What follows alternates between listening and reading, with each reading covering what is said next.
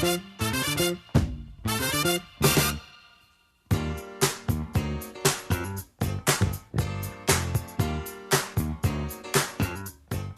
the weekend, and you have financial questions that need answering. That can only mean one thing. It's time for Jill on Money, the show that takes the mystery out of your finances. Here's your host, Jill Schlesinger. Welcome to the Thanksgiving edition of Jill on Money. Now, I know everyone talks about retail during this weekend. I hate that. Mark, did you ever line up for Black Friday deals in your whole life? No. Are you excited about Cyber Monday? Is that something that you care about? Would you, in other words, are you bookmarking any spots to look for Cyber Monday deals? Mark, the producer. He said he did it for portable hard drives for last year, but maybe not so much this year. You're not looking for anything. I might have a TV for you to use in your new apartment, by the way. Oh, you did? Too bad. I got an extra one floating around. I'll put that stuff on eBay or something. I don't even know. Have you ever used eBay? Never used it in my whole life. Ever do anything on Craigslist? Never used it in my whole life. Okay. So what I'm now doing, everybody who's listening in the Jill on Money audience, is now I'm coming out as an old person. Ha! You knew it, though. This is the program that takes the mystery out of your financial life. I am Jill Schlesinger. Mark is the best producer in the world. Our phone number here is 855-411-JILL. 855-411-JILL. You can email us, askjill@jillonmoney.com. And, this is also a nice time for you to kind of go in and find other shows that you may have missed because you got a nice long weekend ahead of you. You can just go to our website, jillonmoney.com. Got lots of links. You can check out our podcast. It's called Better Off. You can get it on Apple or Stitcher, Google Play, SoundCloud, anywhere else you find your favorite podcasts. And Mark, let's plug someone else's podcast for now. Whose podcast do you want to plug as something that our listeners should listen to? Side Hustle School. Chris Guillebeau. Let's do that. Go check out Side Hustle School. That's a good one. All right, let's go out and take a call. It's Chris from Florida. Hey, Chris, welcome to the show. What can we do for you? Hi, Jill. Thanks for the call. Sure. So I am 27 years old, and my grandmother passed away a couple years ago. Oh, I'm sorry. And, thank you. She was nice enough to give me and my siblings and other cousins the proceeds from the sale of her house once my dad was finally able to turn it around. Mm-hmm. And my share of it happened to be around $30,000. Wow. So I'm trying to figure out what I should be doing with it. At this point, I actually got the funds early this year, and I had about $12,000 left in student loans, and I paid that off. So now I'm sitting on 18, just trying to figure out what it is I should be doing with it. Okay, great. Well, congratulations on paying off that loan. But did that feel great or what? Yeah, it does. That's awesome. Okay. Are you working right now, Chris? Yeah, so I'm currently a financial analyst. Oh, excellent. Do you have any other debt besides the loans that you paid off? I don't. The one interesting thing to my situation is I have a car lease, that ends next month. So what do you think? You need a car because I presume you're not in a place where there's tons of public transportation, so you need a new car? Yeah, and I'm fine with leasing, but at the same time, I guess I always see that you should be buying instead of leasing. Do you put a lot of miles on your car every year or not? Not really, no. Okay. What about just money, safe money in the bank? Like, do you have what we would call an emergency reserve fund, like 6 to 12 months of your living expenses in case, say, you lost your job as a financial analyst? Like, do you have any safe money? My emergency fund is currently at $10,000. That's pretty good. That's probably 3-ish months. Okay. Any interest in buying that car off the lease? Is there an opportunity there for you? No, I think it's kind of cleaning up from when I was younger and got my first job of, wanting a really nice car. And now once I'm closer to the end of the lease, I want out. Yeah, you're like, okay, I really want a cheap car now. Right. Okay, so do you use a retirement plan at work? They do not offer any of that, but I am contributing about $300 a month to a Roth IRA. Okay, so how about if we were to do this with the 18 grand? I would probably top off. I would just make that Roth contribution and just top it off for the year. So forgetting about putting away $300 a month, I just put away the $5,500 right now and have it done for the year. Okay. Okay. Now the rest of the money, I think you probably want to put a few $1,000s extra in the emergency reserve fund. But then I think what I might want to do is look at the because you do need a car, I might want to use the rest of that money to just buy a used car outright. I don't know I mean, you may be fancy pants car guy. I don't know. I'm not a car person. Definitely not. No. So, I mean, what I think I might want to do is that, can you live with sort of having a car for a long period of time, just owning it and just like it's a utility almost like, okay, I'm just going to use this thing. It's not like a gorgeous machine. It's just a thing that gets me to work every day. And right. I like the idea of you not having a payment to make. Or have a very low payment for a car.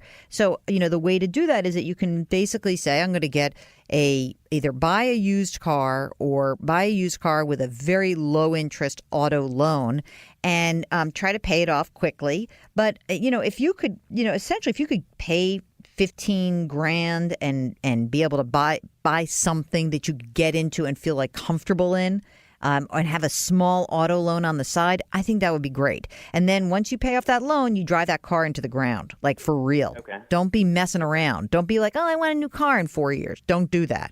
Because otherwise this plan won't work unless you drive this car long.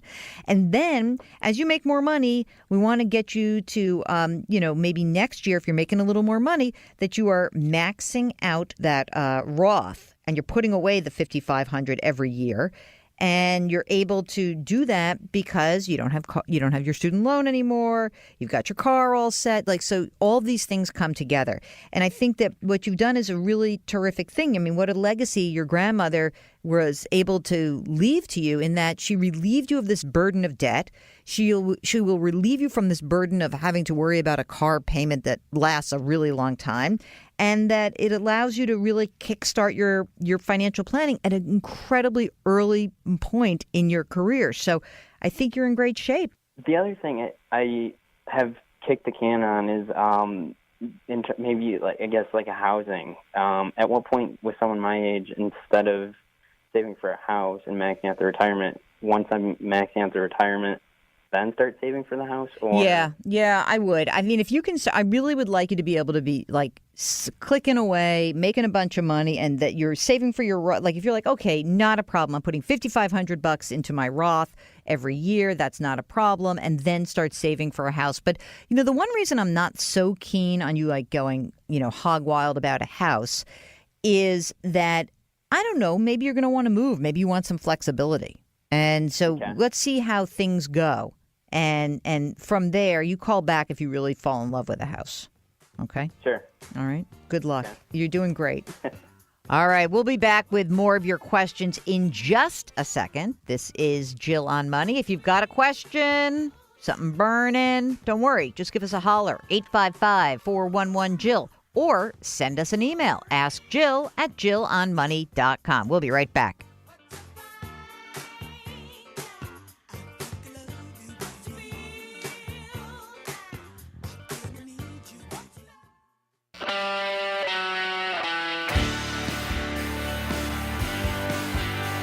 Young, old, it doesn't matter. She's here to help you. Back to Jill on Money with Jill Schlesinger. Check out the look in her eyes. You're back with Jill on Money. And this is the program that helps you figure out what the heck am I going to do before the end of the year with my money? It's about that time. I always think about this because once Thanksgiving weekend rolls around, that I've got this very short period of time to hit you with the things you need to do. The year-end financial planning, investment tips. Because, think about it. After this weekend, then we do the Cyber Monday. Then what happens is we get into this like blissful period of, say, 2.5, 3 weeks, right? And that's about how long I think I have to capture your attention, to be able to say, hey, wait, here we go. These are the things you need to do. So over the next few weeks, we will be talking about year-end financial planning, year-end tax tips, maneuvers, what you need to be thinking about. Do you have to establish any kind of retirement plan? Some of them have a December 31st deadline, not an April 15th deadline. So it's important that you don't just shut down. It can happen. Hey, Mark, are we going to start playing holiday music next weekend? I think so, probably. And when we start playing holiday music, that may be the time when you want to shut down. But don't. Because you know what? There's real money to be made or saved. And usually these year-end moves, they tend to occur without any risk. So it's like making or saving money without saying I'm piling on risk to do so. That's why I love these kinds of actions. So stay tuned. I'm not doing it on Thanksgiving weekend. Don't worry. But you better get ready. We're starting next week. Maybe we'll even have a guest to come in and do a little year-end planning. We'll have to talk about that, Mark. We'll see. Anyway, let's go take a call.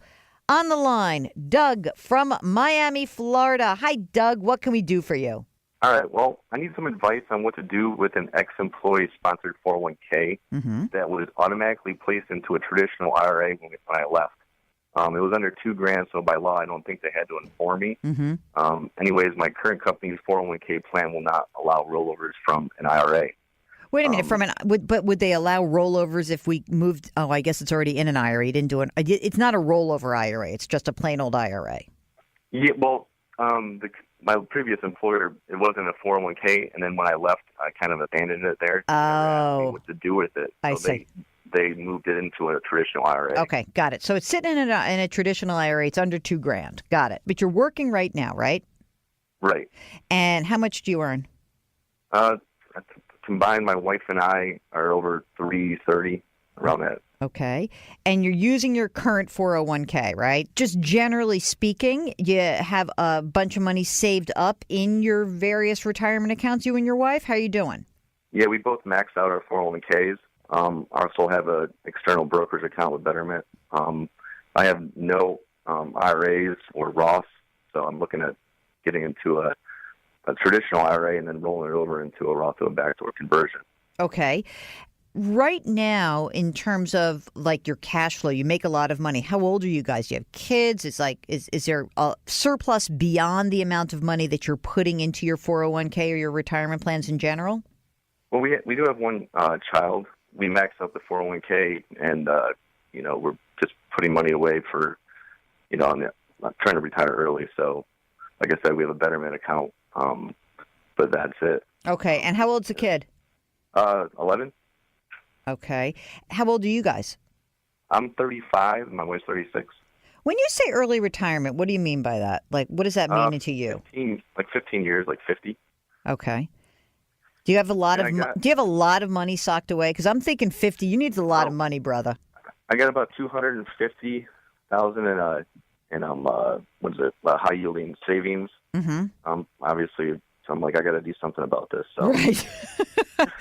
Right. Yeah. This is 0.8%. Maybe it's high yielding. I'm sorry. Maybe it's 1%. But 1%. Yeah. Okay. All right. So you got $250 in savings. What's in retirement right now between you and your wife? 240. Mm-hmm. What else? And then the brokerage, I think, is at 30,000.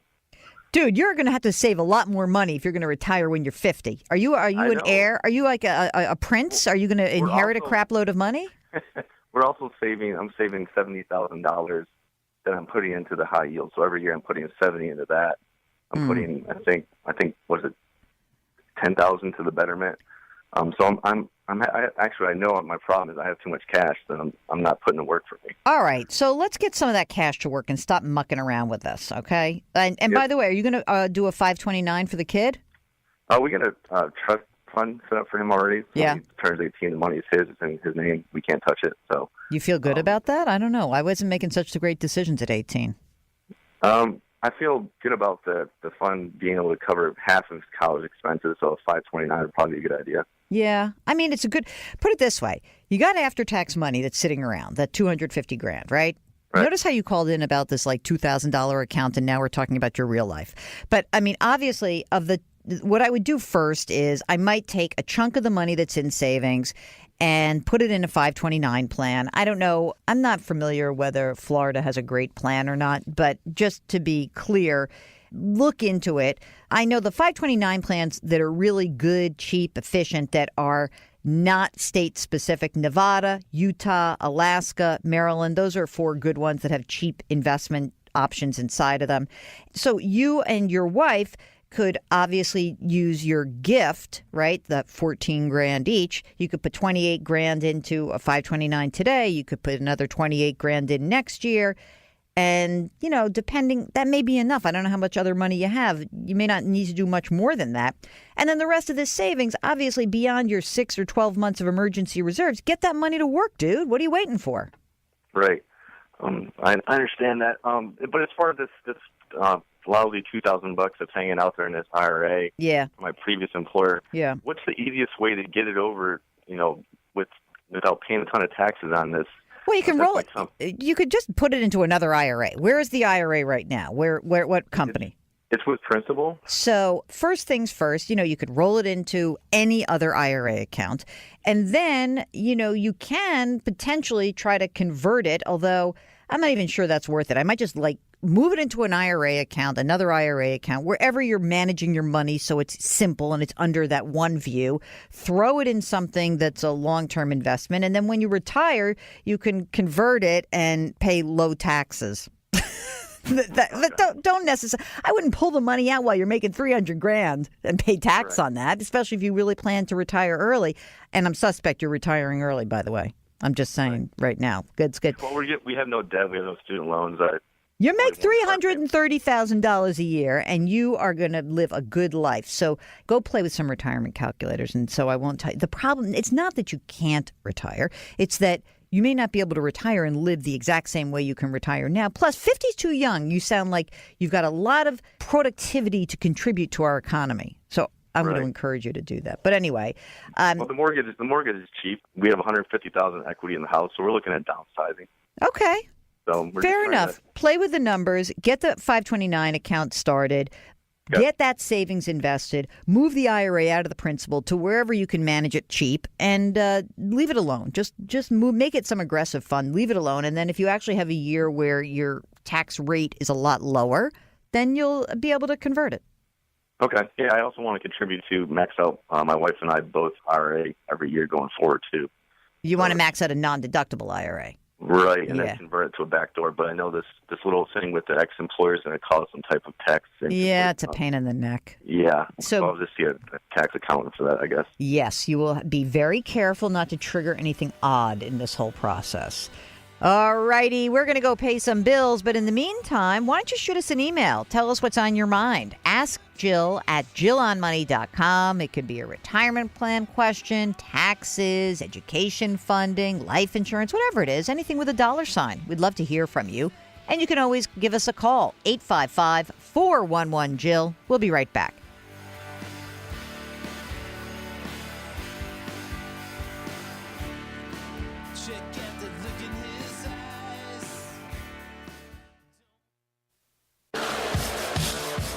It's Jill on Money with Jill Schlesinger. Have a question? Call or email anytime.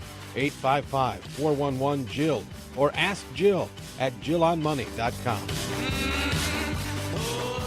You're back with Jill on Money. Happy Thanksgiving weekend. Hope you had a good one. Did you eat a lot? I didn't. I was good. Amazingly, shockingly for myself. I was. If you've got a financial question, we'd love to hear from you. Our email address is askjill at JillOnMoney.com. And our phone number here is 855-411-JILL. And here is an email from Ramji who asks, is investing 50% of my money in Berkshire Hathaway stock, B shares, and 50% in a laddered bond ETF the best way for me? I am retired. I'm 68 years old. I have small need for income from my nest egg for the next 5 to 10 years. Thank you. I need more details. I mean, it's very funny because I have heard that people will say that using Berkshire Hathaway stock is essentially like buying a diversified mutual fund. And that's probably true. I mean, it invests in a lot of stuff, but it is not exactly the same because it does tilt in the, Warren Buffett's direction, whatever he thinks is the most captivating idea for him. Okay? Now, the thing is that I don't know whether you hold Berkshire Hathaway in a retirement account. I don't know if you have it in a non-retirement account, so I just hate to know. I don't know. Anyway, so it's just hard to understand exactly where it is. Let's presume that that's okay, that we're just going to say, yeah, fine. Let's keep that. And you have 50% in bonds. That seems okay, too. But I guess the I don't know. The other piece of this is, how do you feel about being at risk for when Warren Buffett's 2 appointed guys take over, whether that's good or not? I don't know. I don't think we know enough just yet. I don't know how much income you need and how much money you have. I guess that when looked at it big picture looking down, we know that, in my mind, at least, Warren Buffett's own advice may be solid for you as well. And he had said that to his heirs that he said, when I die, what I'd like you to do is put half the money in an S&P 500 or index fund and half the money in some bonds. So if that's his advice, good enough for him, good enough for you, or good enough for his heirs. So maybe a few more details, Ramji, but I'm not totally opposed to that. All right, let's take a call. How about that? Let's go to Andrew in Chicago. Hey, Andrew, welcome to the show. What can I do for you? Okay, so I'm in the process of kind of consolidating some retirement accounts, and I have an old 401k with a former employer that I was looking to roll into an IRA. Mm-hmm. But unfortunately, the only way they can transfer the funds is cashing everything out and mailing a check. What? And will a horse and buggy deliver it to you? Yeah, it's like a 1972 here. Holy smokes! There's no tape-to-tape transfer, huh? No, I've checked with I've checked with the provider, and oh my God, the only option is cashing everything out and sending a check. So I'm a little nervous about being out of the market for who knows how long. I don't have a whole lot of trust in the U.S. Postal Service. Not that there's anything wrong. I'm sorry. Letter carriers, we love you. Okay. They're not a sponsor, are they? Okay. No. Okay. So my question to you, luckily, I have some good choices as far as low-cost index funds. You mean in the old plan? Yes. Huh. I have some nice Vanguard funds with super low fees because they're institutional shares. So keep it there. I'm trying to think if there's anything I'm overlooking as far as leaving it in there and just sticking it in a S&P 500 index fund and not worrying about it. Well, look, there's 2 things. Most people you had this idea, I want to consolidate everything because it's just easier to manage. But the biggest reason why people will leave their old 401k plans is that they have crappy choices inside that. But if you're saying you've got low-cost index funds, Vanguard funds that are in there and they're available to you, and the old employer is not forcing you to get out, because sometimes some employers want, former employees to move their money, there's not a huge impetus to move it. How much is in there? It's about $100,000.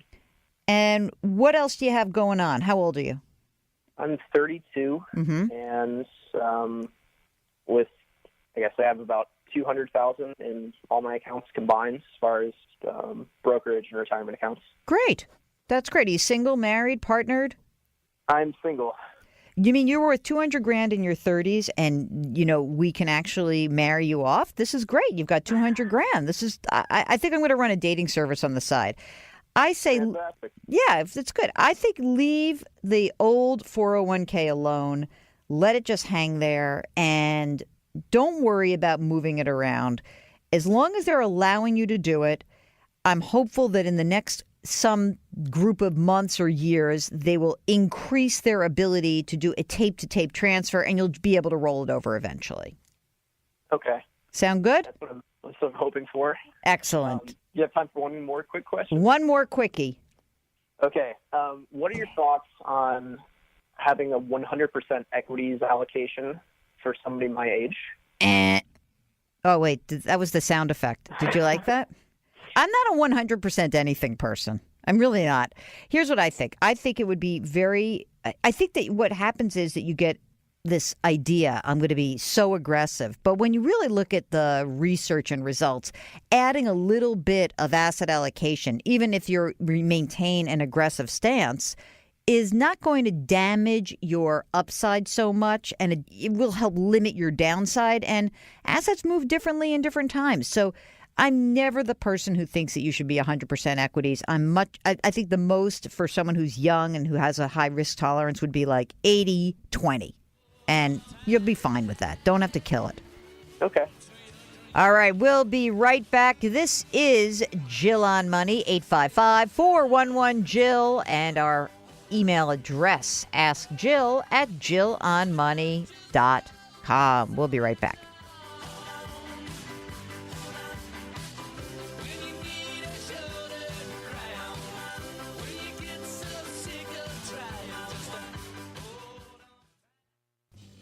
From rookie investors to savvy veterans, Jill Schlesinger is here to help you. Call now, 855-411-JILL, or email askjill@jillonmoney.com. That's life. That's life. You're back with Jill on Money.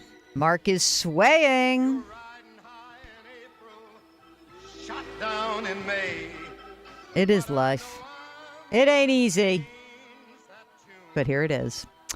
All right, if you've got a financial question, if you've got an investment question, if you've got a tax question, give us a holler, 855-411-JILL. Send us an email, askjill@jillonmoney.com. Here is a note from Jason, who asks, I heard on the pod today, meaning our podcast, Better Off, that you said it's better to use borrowed money for a rental property because of the tax incentive. Can you elaborate on what you mean, or link to an article I could read about this? Let me elaborate. When you have rental property, what you want to be able to do is create a balance sheet and tax accounting whereby the money that comes into you is not too big, because then you're going to get taxed on all that money. So the way to really maximize your profits is to use some borrowed money, and you get to deduct the interest.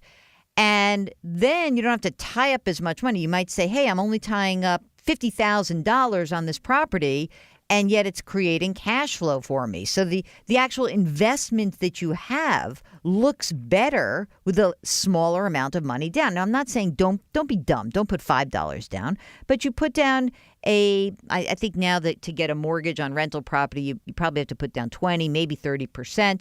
And the way that it really starts to make sense is that all that money that's coming in, you take your deductions, you're able to depreciate, you take your depreciation, and all of a sudden you've got a property that sort of looks like it's almost cash flow neutral. You're not making a lot of money, but you're actually taking cash in on a real basis because there's some tax accounting that goes along with it. So yeah, you should be using borrowed money. That's what rental property is all about. It's not about owning it with cash. Jason also says he's got a rental property with a 30-year fixed rate. He pays the mortgage, no extra principal. His friend has a 15. He's putting doom and gloom ideas in my head about the economy tanking and that he wants to have his rental paid for before that happens. I know it's speculative. Does he have a point? I mean, it just depends what my choice is. You can pay down a mortgage, but if it's cheap, I'm not sure why you would. And if the property is a good one and it's one that is rentable, then I might not be in such a rush to do that. But, doom and gloom people always come up with these other ideas. We'll have to see. Anyway, stick with what you got. Let's go take a call. Chris from Spokane, Washington. You're up next. Welcome to the show. Hi, Jill. Thanks for taking my question. Sure. Something I ask myself is, when am I doing enough for retirement? I have a little bit of extra income, and right now I'm maxing out my 401k and my IRA. But I'm wondering now, with this extra income, should I focus it toward further retirement goals, or is it okay to back off and use it for other purposes? You mean like just have fun? Like spend like crazy? Like a wild man? Okay. Tell me a little bit about yourself, Chris. How old are you? I'm 40 years old. Okay. And, are you single, married, partnered? I am single, and I don't have any children. Okay. And you said you're maxing out your retirement plan. So you're putting $18,000 a year into a 401k or something like that? Correct. Okay. And you're also maxing out a Roth at 5,500? Yes. Tell me, what else is going on? You own a home? I do own a home. It's paid off, so I don't have a mortgage, and I don't have any other debt. Okay. How much money have you saved so far in both your 401k and your Roth? So right now it's about $250. Mm-hmm. So I started a little late, so it's a little bit probably below than where it should be, but not bad, I guess. I think darn good. Pretty awesome. How much do you earn, Chris? About 100. When you say that you got a little bit extra income, how much extra do you think you have on a monthly basis? I'd say over $2,000 a month. Wow. You know what? As you said, you started a little bit late, which is why, because I'm thinking like, wow, he's maxing out. He's doing everything perfectly. I think what I probably would do is to use that extra money and redirect it into a non-retirement savings account, meaning an investment account, okay? And why would I do that? Because I think that it's really nice to have a slush fund of money that is accessible. You can't touch the other funds till you're 59 and a half. And so I might beef that up and have that extra money as just more money going to work for you. Do you have an emergency reserve fund as well? I do, yes. Okay, great. So this would be in addition to that. And I might just look at my allocation and think of it this way. This money that you will start to put away, $2,000 a month, just keep an eye on your costs, right? But put away $2,000 a month, and you say, okay, that should be the lower risk spectrum. So if we think about your investments in three different buckets now, this new non-retirement account or supplemental retirement account would be one.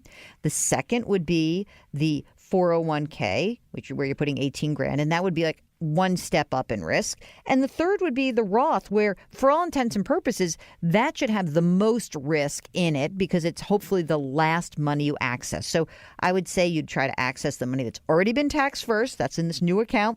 Next would be you have to take your distributions from your retirement account eventually. And third would be the Roth. And yeah, I think you should use it. I think that building up that non-retirement account also might give you some flexibility in case you hopefully can, make some different choices career-wise. You might be able to take a different job, and having that money is going to serve you well and kind of preserve your optionality. So I think that's what I would do. Okay. Well, thank you for that advice. All right. Good luck, and keep saving. You're doing a great job.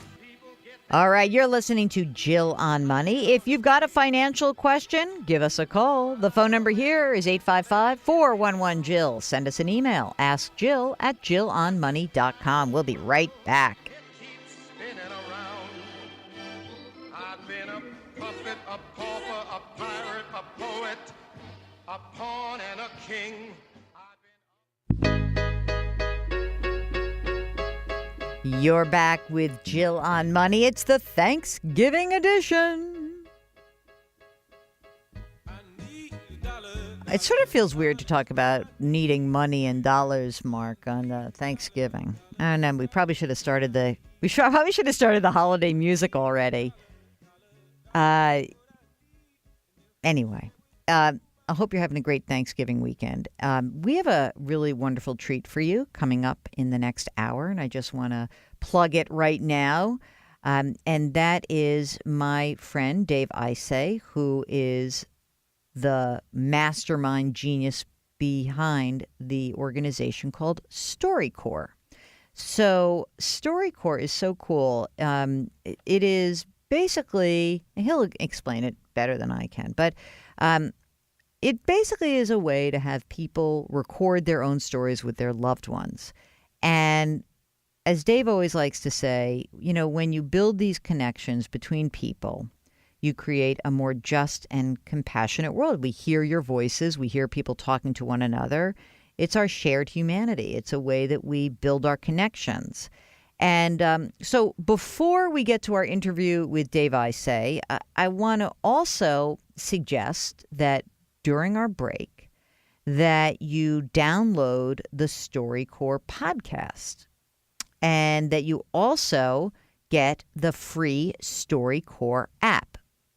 And the reason is that you probably have a bunch of relatives that are around you right now. It is Thanksgiving, and there is something that the organization calls the Great Thanksgiving Listen. And it is so cool because we have thousands of high schools from 50 states that have participated, and they're interviewing their family members, 75,000 interviews. And it's so cool. It really is a piece of your family's personal history. So go ahead right now during the break, go download the free StoryCorps app, select your questions, take some time to listen, record a loved one this Thanksgiving weekend, will you? All right. Next up, Dave Isay. He's the founder of StoryCorps, and he's my friend. Jill on Money, we will continue. If you've got a question, 855-411-JILL. Send us an email, askjill@jillonmoney.com. We'll be right back. Well, I don't know if I'm walking on solid ground, 'cause everything around me is falling down. And all I want.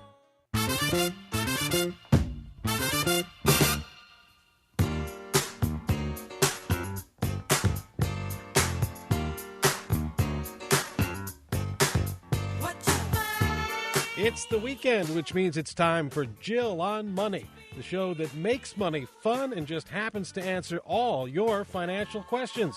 Here's your host, Jill Schlesinger. Welcome back. It's hour number 2 of Thanksgiving weekend. And no, we're not working on Thanksgiving weekend. Be ridiculous. But we have prepared for this Thanksgiving weekend with a really terrific interview.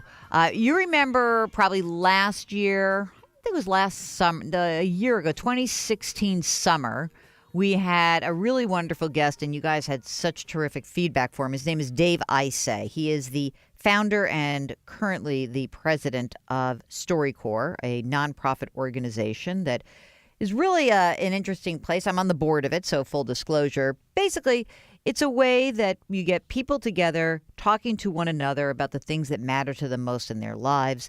And when people do these interviews, some of them air on the radio, but you get a copy of the actual interview, and then another copy goes to the Library of Congress. So it's really the largest oral history in the United States. Kind of cool. Why is it Dave coming back here? Because Thanksgiving weekend, he had this brainstorm a few years ago. And he said, in Thanksgiving weekend, everyone's with their families. And it's a perfect opportunity to start getting people to talk to their family members about their past, the things they didn't know, what's meaningful to them. And so Dave came up with this concept called the Great Thanksgiving Listen. And so partners with a bunch of schools and educators can do this. And all you have to do is actually download the StoryCorps app. And you can record an interview with someone you love. And it doesn't have to be your family member. It's someone who's significant to you. I hope you'll enjoy this. I find the idea of figuring out how to talk to one another with civility and grace and understanding pretty laudable goal. And since we here at Jill on Money are all about hearing stories and doing so without judgment, it really is an honor to have Dave Isay come back onto the program. Remember, just go to StoryCorps.org. That's the website. Or just download the StoryCorps app if you want to start recording stories with people who are meaningful to you. So cool. All right, so here we go. Here's our interview with Dave Isay. You are the founder and president of StoryCorps, and I am on the board of StoryCorps. So this is sort of like having your brother on the podcast. No, it's with me speaking to my boss. Yes, I love that. I know. That's a good point. You can hire and fire me. Dave, what does StoryCorps do? Well, StoryCorps has been around for 14 years, almost exactly 14 years. It's a real simple idea. We started in Grand Central Terminal. You bring someone who you love to this booth, a parent, grandparent, friend. You're met by a facilitator who works for StoryCorps. You go inside this booth, which is this kind of sacred space, a little sound booth, not that different than this, but smaller. And you sit with your grandmother with a facilitator in the corner for 40 minutes, and you ask questions. I had been a radio producer for years before starting StoryCorps and knew what you know, that the microphone gives you the license to talk about things you don't normally get to talk about. So people think of it as, if I had 40 minutes, what would I say to this person who means so much to me? It's a way to kind of sum up your life in 40 minutes, if that's possible. At the end of the 40 minutes, you get a copy. Another stays with us and goes to the Library of Congress, so your great-great-great-great-great-grandkids can get to know your grandmother through her voice and story.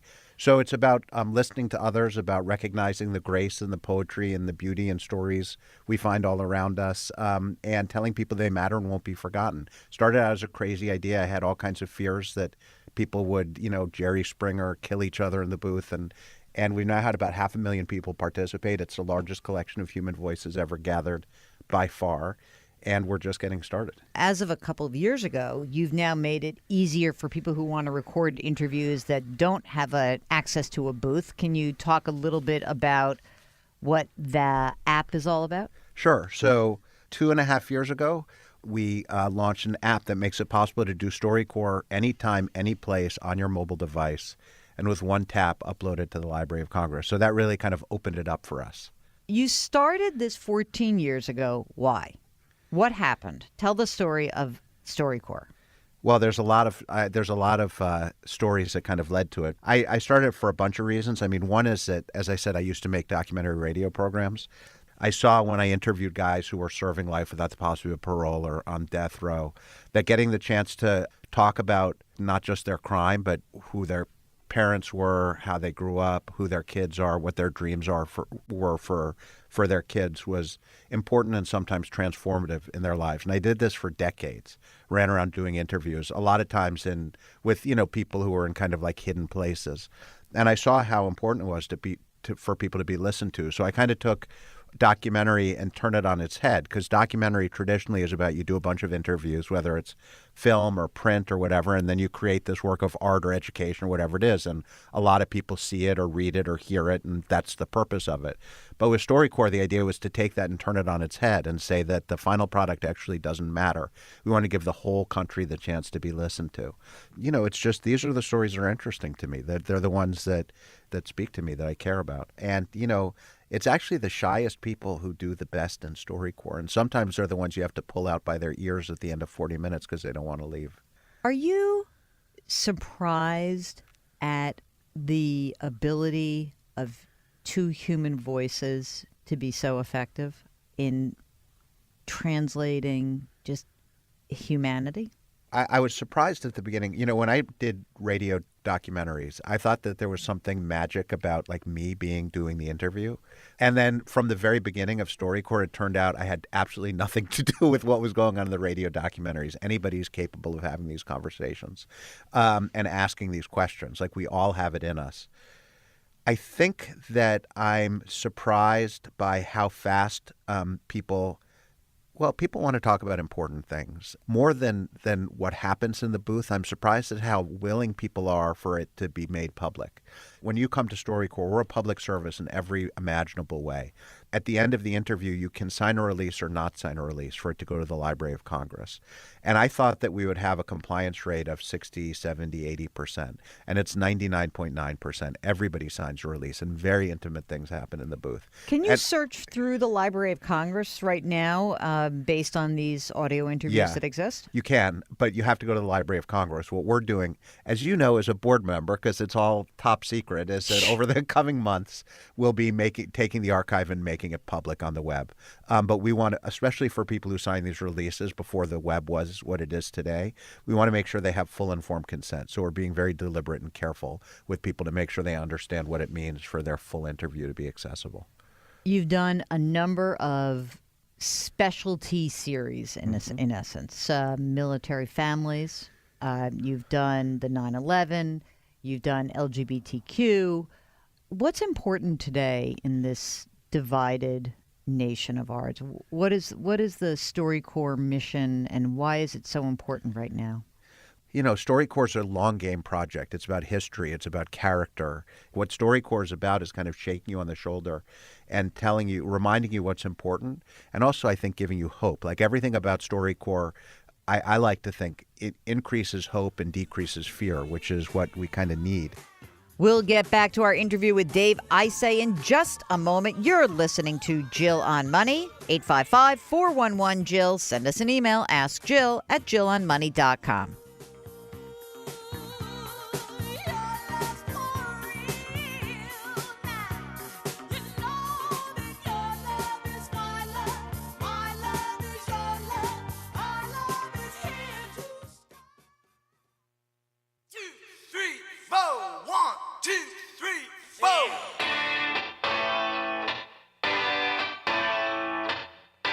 It's Jill on Money with Jill Schlesinger. Have a question? Call or email anytime.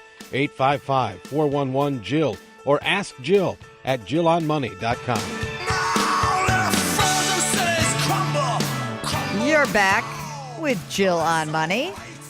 If you've got a financial question, we'd love to hear from you. We're not going to do your calls this hour because it's Thanksgiving and it feels a little bit weird to be necessarily doing just straight up money advice around Thanksgiving weekend. Maybe you're in the car and you're driving around and you're with your kiddies and you're starting your shopping season. I don't know. Maybe you're not. Maybe you're just chilling out and maybe you're binge watching Stranger Things. That's what I plan to be doing while this show is airing. Mark, did you finish? 4 more to go. How long did it take you to do the first season of Stranger Things? How many days? 3 days. Not bad. I have a friend who did the entire second season in 20 hours. That's like sick, if you ask me. I love her, but that's crazy. Okay, so we are so happy because we've got my friend Dave Isay as a guest. Again, Dave is the founder, the genius behind an organization called StoryCorps. And I am on the board of StoryCorps, so I should just make sure that I always say that, just so we have full disclosure. It's a nonprofit organization. It brings people together, helps them tell the story of their lives, and kind of share their humanity. Now, when StoryCorps started, it was really about interviewing loved ones. And it really is such a gift to hear, you know, Mark has heard me say this, like when we had that episode with my dad on the show, I sometimes will go back and play that episode because I want to hear his voice. It's a little weird, but it's cool. Because you have it, right? I have it. So here's a way to preserve the important people in your lives and have their stories come to life. But, you know, another part of this is just actually having the ability to sit down and talk to someone who's not necessarily like you. And that is the next project that Dave Isay, the founder of StoryCorps, is launching. It's called One Small Step. And in this segment, Dave from StoryCorps is going to talk about one small step. Here it is. We've had 500,000 people across the country who love each other do StoryCorps interviews. And we've been experimenting for the last 6 months about what happens when you put people who disagree politically in a booth together, people who know each other and also strangers. And the results are kind of astonishing. And I think what's happening, and this is, people come to StoryCorps to have these conversations, not to talk about politics, just to get to know each other as human beings. And obviously that's a big, you know, I think part of the issue of what's going on in the country, this tribalism, is that, you know, there's a quote that you've heard me say before. It's impossible not to love someone whose story you've heard. And we don't have interaction. We don't know each other anymore. So the idea is to get people to come in and get to know each other as human beings in StoryCorps. And what we're finding is it's kind of the opposite.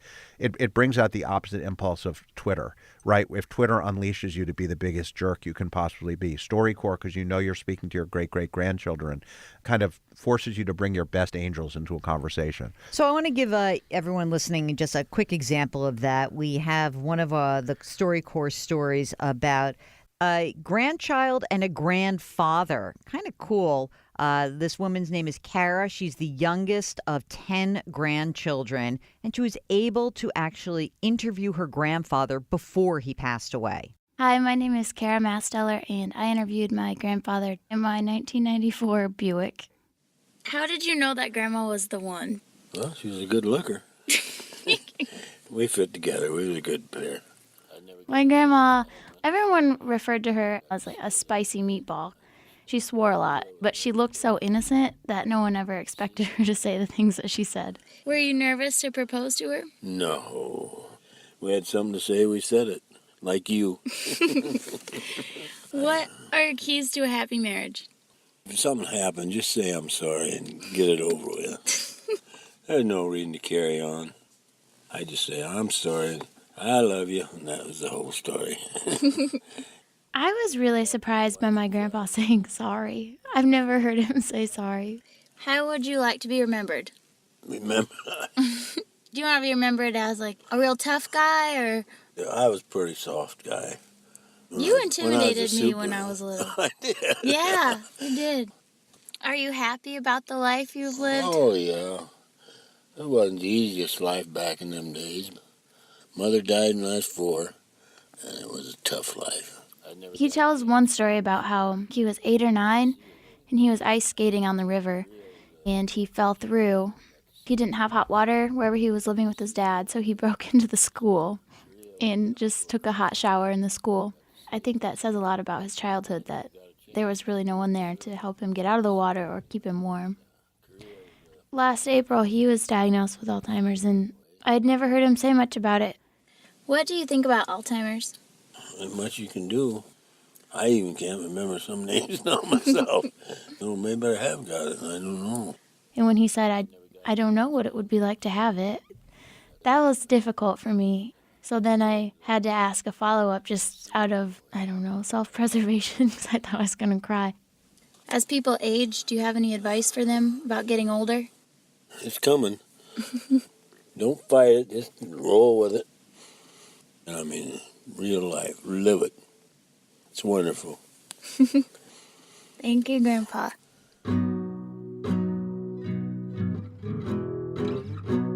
After the interview, my grandpa and I talked a lot more. The last thing he said before we got out of the car was, "Let's give 'em hell, kiddo." So that is the quintessential essence of StoryCorps. Two people talking to each other, revealing themselves, maybe in a familiar way, but maybe new information comes up as well. Dave, the getting people who are on opposite ends of the universe sitting in a room, tell me what that's like for you.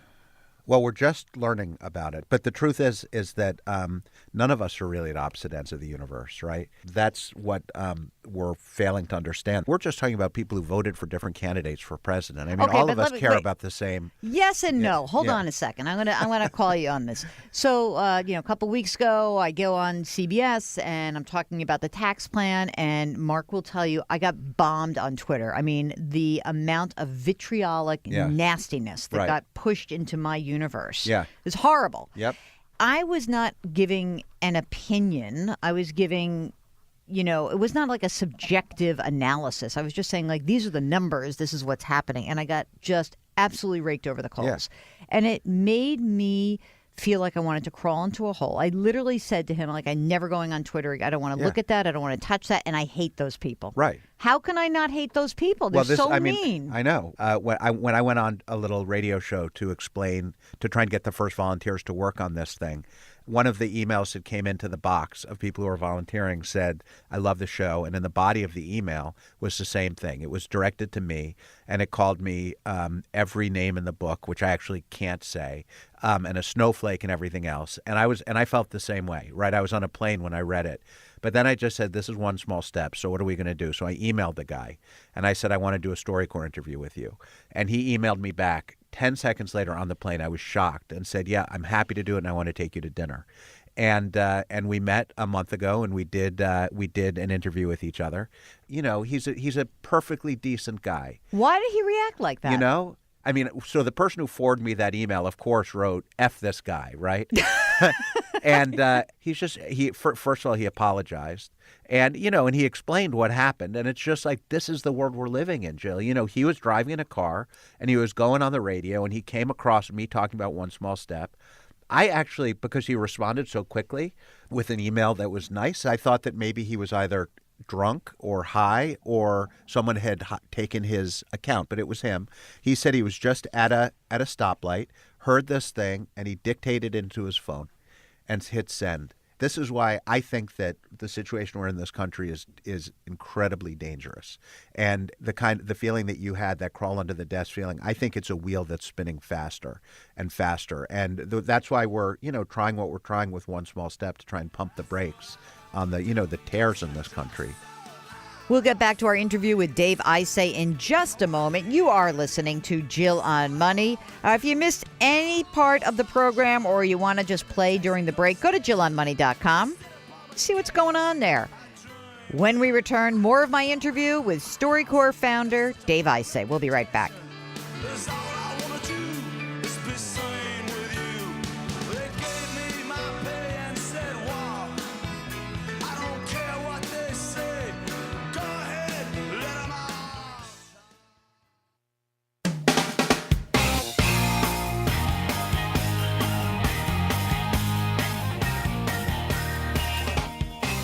Annuities, IRAs, 401ks. She covers it all. Back to Jill on Money with Jill Schlesinger. You're back with Jill on Money. Oh, gosh, this is the program that normally takes the mystery out of your financial life, but it's Thanksgiving weekend, so we've got a special guest here today. His name is Dave Isay. He is the founder and president of StoryCorps, a nonprofit organization that really aims to get people talking to each other, listening to one another, and learning a little bit about ourselves in the process. So what's fascinating about this guy is just how he figures what's going on in the universe and how to take advantage of that and bring people closer together. It is Thanksgiving weekend. So Dave said, wait a minute, let's get people listening and talking to each other on Thanksgiving. Check this out. I want to shift gears for a second and talk about the Great Thanksgiving Listen, if you would know. I have a big smile when I talk about that because I think it's just like the most fun thing. Because, listen, I grew up, so, it always sort of depends on the family you grew up in, and in my family, there's like a lot of storytelling at the table. There's a lot of characters. You know that my great regret is that we never got my father in the booth, although I'm going to get my mother-in-law, the 94-year-old, in the booth before long. Hurry up. Yeah. Talk about what the Great Thanksgiving Listen is all about and why you think this is important. Sure.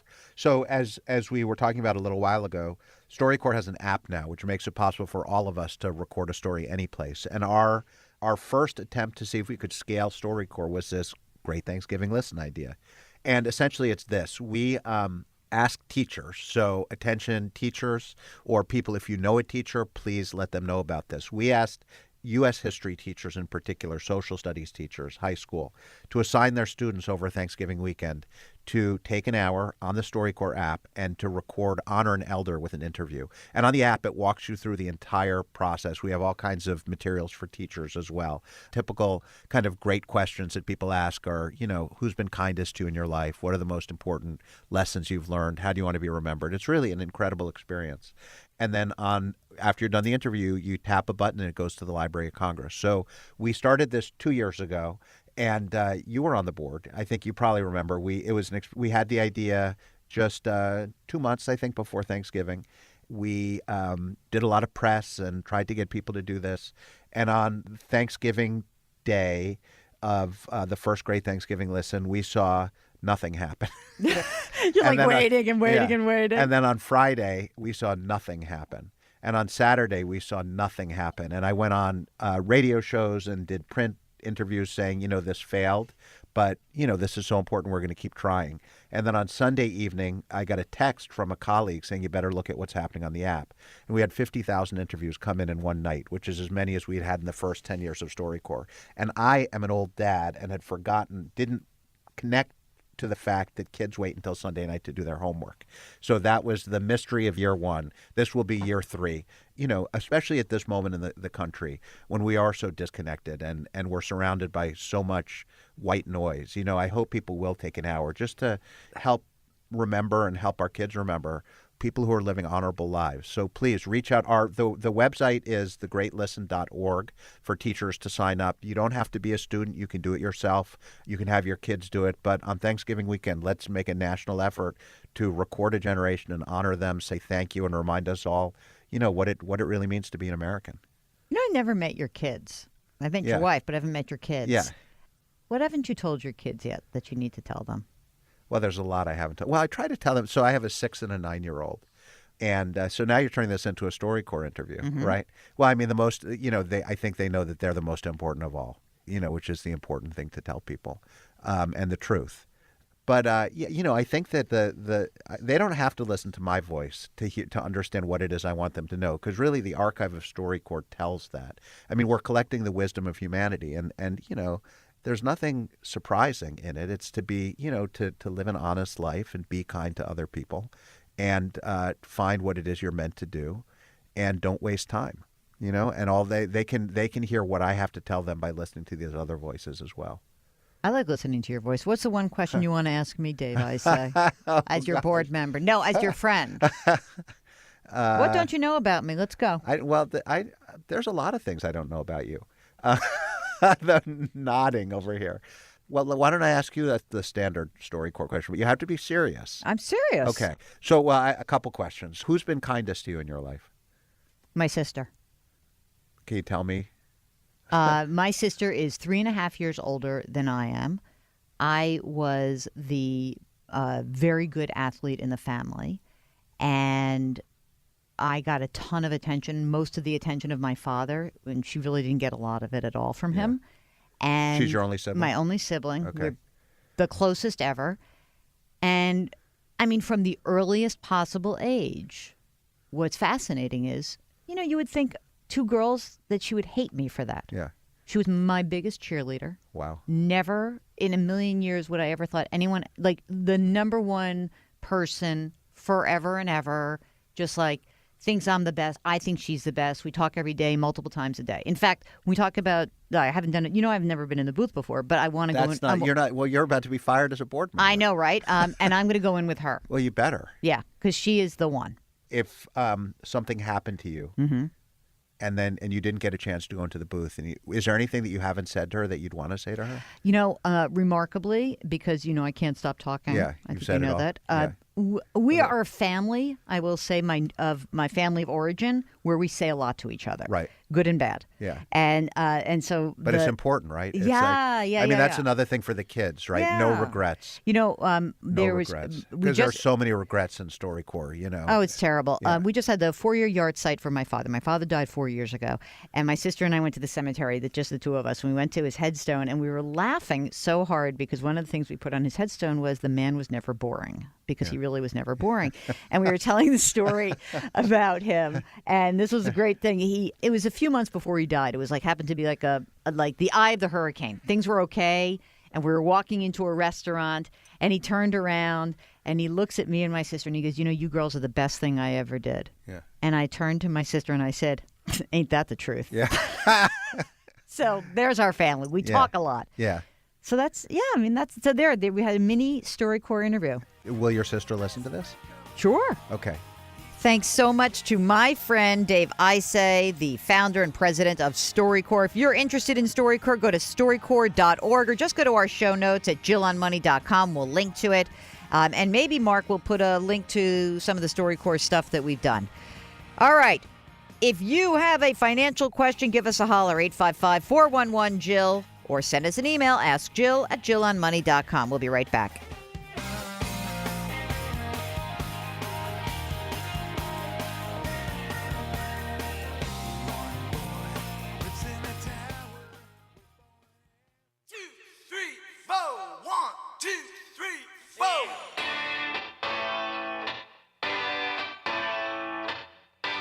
It's Jill on Money with Jill Schlesinger. Have a question? Call or email anytime. 855-411-JILL or Ask Jill. at JillOnMoney.com. You're back with Jill on Money. The lights in the studio are flickering. What do you think this means, Mark? Stranger Things. Are you in the upside down world right now? Oh my gosh. Anyone else watching that? Love that show. I'm saving season 2. I think it could be like a Christmas week kind of thing. Could be a binge of like one episode a day during that week. Anyway, if this is the program that takes the mystery out of your financial life, not out of Stranger Things, 855-411-JILL is our phone number, and our email address is askjill@jillonmoney.com. All right, you ready for this? It's a long one. Saddle in, get ready. From, let's see, what's this dude's name? AK? That's just what, okay, AK. AK's, the subject line was, help me, Aunt Jill. Help me, Aunt Jill. Okay. I've been listening to your podcast since the first time I heard you on the 404. The now deceased 404, Mark. It's so sad. I've actually seen you the last few times you've been on CBSN. That's our streaming network. And AK watches it daily. Some questions that I have for you. These are sort of big general questions. So let me go first and give let me give you a little background here. So AK writes, the last time I asked you questions, I had just had my first child. And now we just had our second. We're in a much better financial position. We want to make sure we're doing everything in our power to provide the best life for our kids. Okay. AK says, lives in Austin, Texas, wants to save for kids' college. Any suggestions about the best ways or amounts to do this? Household income, $90,000 a year. I want to make sure I'm not spending beyond my means and I'm properly preparing for my kids' financial future as well as for my wife and my own future. Right now, both my wife and I max out the employer match for our 401k. We put away 4% each. We both make $47,000 a year plus bonuses. I also put $400 a month into savings.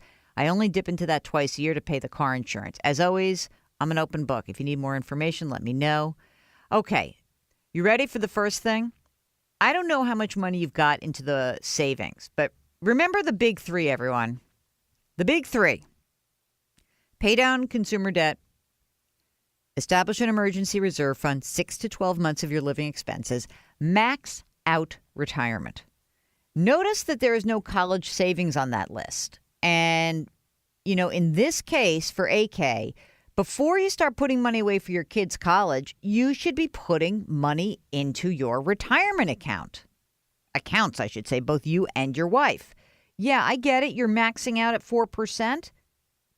That's not enough. You need more money in there. So instead of starting to fund a 529 plan, which is a great way to save for college, I need you to get up to 10% a year into these retirement accounts. Can you do that? That's what you should be doing. Ideally, I want you to have 10% going into retirement accounts.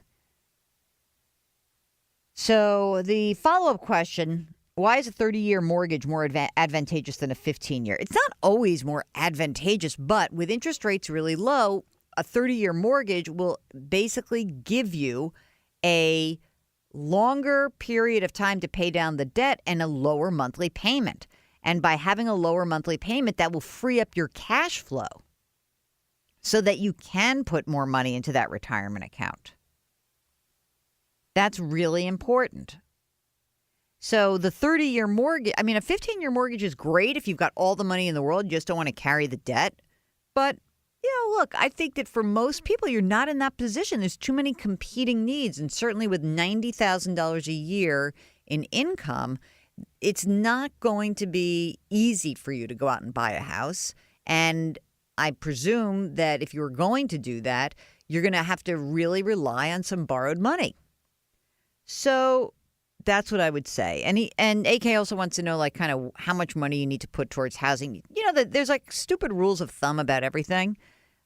Housing should be 30% of your take home.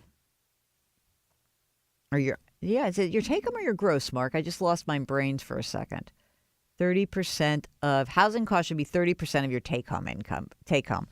And that's hard to do in some markets. Look, I don't know what's going on in the Austin market, but I think that if you could keep it to 30, 35, 40% tops, that would be great. But, it's a really tough thing to get yourself in a place where you can be juggling all these balls and lots of competition for where that money should go. And when you get confused and when you feel like, oh, my God, I don't know what I should do first, just keep in mind the big three: consumer debt paydown, emergency reserve fund, max out retirement accounts. Max out. Everything else, make sure you get a will, make sure you're carrying enough life insurance because you have 2 kids. Everything else is superfluous. It really is. So don't fret. I promise it's okay. It's okay, AK. You like that? Thanks for writing. Aunt Jill. I think Aunt Jill will live on. It'll be like Mark Maron. Boomer lives. You listen to Mark Maron, Mark? I don't think you do. All right.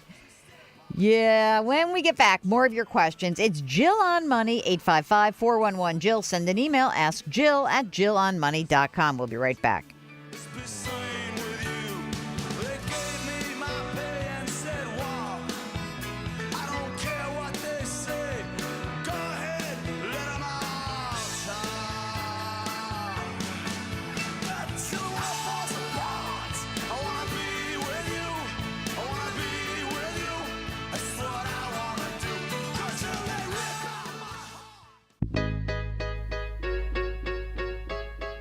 You're back with Jill on Money. If you've got a financial question, yes, even on Thanksgiving weekend, give us a holler.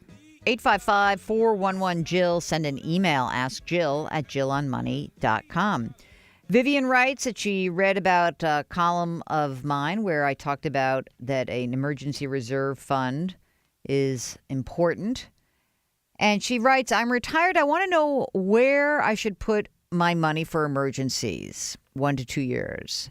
A bank savings account, a checking account. Banks have been known to have problems, but keeping 2 years of cash in a shoebox is not the answer. I'm sure. I don't know. I can only guess how busy you are. I'm not so busy.